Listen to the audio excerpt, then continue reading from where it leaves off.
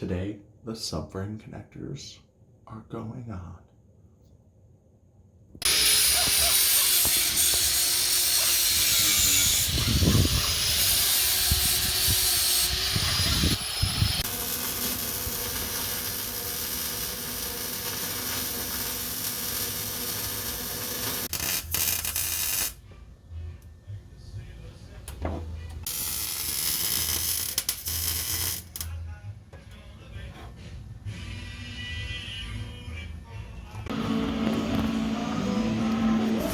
Girls.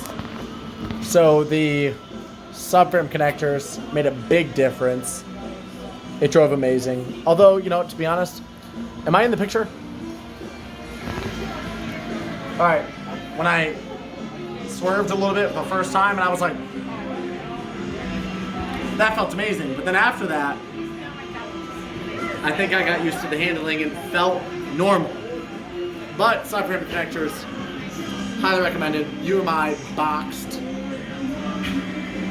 So we're at a grad party and I'm recording this. What time is it? What time is it? 8 o'clock. 8 o'clock?